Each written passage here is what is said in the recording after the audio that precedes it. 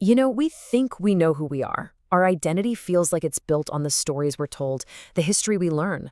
But what if there's a deeper story, a much older, more complex one, written right inside our own bodies?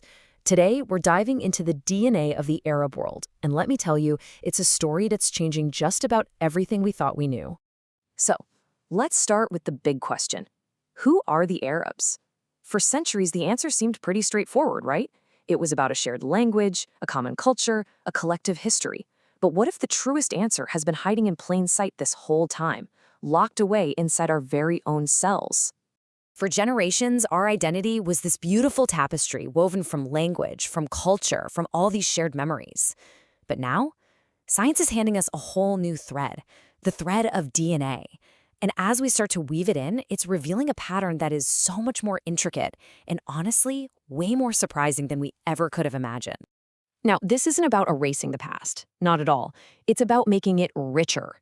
It's about discovering a brand new layer to our story, one that's being written not with ink on paper, but in the fundamental code of life itself.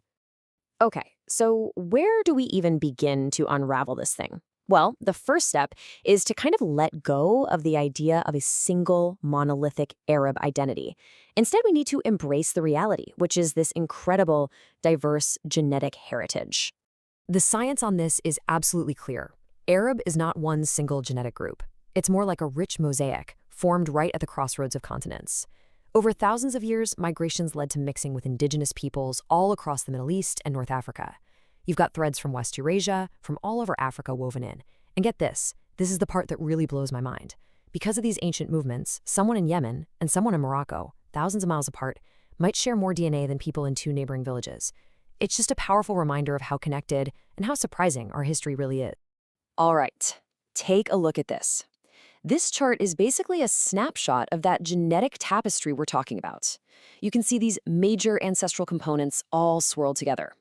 Now, of course, the exact percentages change from person to person and from region to region, but this beautiful diversity, that's what truly defines the genetic story of the Arab world. So this amazing genetic tapestry is one of the great untold stories of humanity. But why has it been so untold? Well, that brings us to a really critical and pretty shocking gap in our modern scientific knowledge. 158. Just let that sink in. That's not a typo. In one of the world's biggest genetic databases, we're talking over 140,000 human genomes. Only a tiny, tiny fraction represented the incredible diversity of the Middle East. It's a massive blind spot in our understanding of ourselves, and it has very real consequences.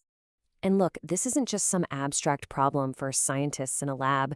This is a problem for families, for entire communities. It means that for millions of people, the promise of modern medicine, especially for diagnosing and treating devastating genetic diseases like thalassemia and sickle cell anemia, which are common in the region, remains just out of reach. But here's the good news, and it's really good news. That is all about to change in a huge way. A new chapter is being written right now.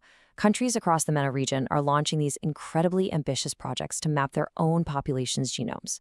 And just look at these numbers. They are staggering. So what's the end game here? Well, it's all about building a genetic map that actually looks like the people of the region. This is going to be a total game changer for understanding diseases like diabetes, for tackling rare genetic disorders, and for paving the way to a future where medicine is personalized, tailored not just to your symptoms, but to your unique genetic blueprint. Now, these massive national projects are incredibly exciting, but the real story, the one that truly gets to the heart of it, is how this new science is touching the lives of individuals. And for that, we're going to zoom right in on Sudan, where a really powerful and deeply personal debate about identity is happening right now. Just listen to this question. It was posted on a Sudanese online forum, and it cuts right to the heart of what we're talking about today. What happens when the story your DNA tells you doesn't quite match up with the story you've always been told? It's a question that is forcing a whole new conversation about who we are and where we really come from. So let's take the Jailin, a really prominent tribe in Sudan. For generations, their oral history has traced their lineage all the way back to the Prophet Muhammad's uncle. It's a huge part of their identity. But then some members started taking DNA tests. And the results, well, they told a different story. They pointed to genetic markers called haplogroups, which are like major branches on the human family tree that have deep, deep roots in Northeast Africa. And this has kicked off a fascinating and sometimes really difficult conversation about what it all means. And that's the real power of this new science, isn't it? It's not just about drawing lines on an ancient family tree. It's about starting new conversations. It's about challenging old assumptions and about redefining what it means to belong here in the 21st century. To really understand what's happening in Sudan, we need to peel back the layers of history. And thanks to the incredible science of ancient DNA, we can actually travel back in time and see how these modern identities were forged over thousands and thousands of years. The story of the Nile Valley in Sudan is, well, it's epic. It's a story of empires rising and falling, of cultures meeting and mixing. We're talking about a history that stretches all the way back to the dawn of civilization, from the very first farmers to the powerful pharaohs of Kush, to the Christian kingdoms that thrived for centuries. Every single era left its own unique mark, its own genetic signature on the people of this land. And now, for the first time ever, we have genetic proof of this ancient mixing. A landmark study looked at skeletons from a 1,000-year-old cemetery in Sudan and found a blend of both African and Eurasian ancestry. This is huge. It shows us that the mixing of peoples isn't some recent event here. It's the very foundation of its history. Think of this table as a kind of genetic family tree for the people of Sudan. You can see all these different branches, these haplogroups, and each one tells its own unique story. You've got ancient African lineages, lineages from the Middle East, even some that trace all the way back to Eurasia. It's just a beautiful and powerful reminder that the people of Sudan, like all of us, are the product of a long and incredibly complex journey. So, what does this all mean?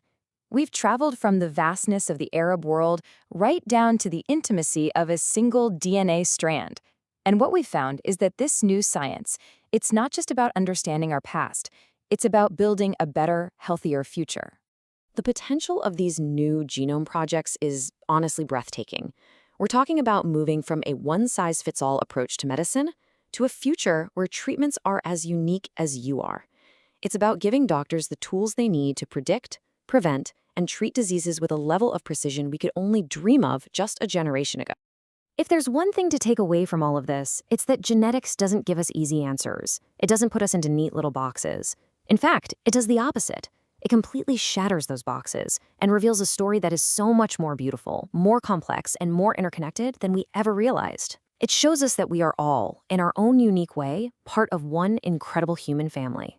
So, as we stand here, right on the edge of this new genetic age, the question for all of us is this: what are we going to do with this incredible new knowledge? Are we going to use it to build walls between us or to build bridges? The story of our past is written in our DNA, that's true. But the story of our future? That's still ours to write.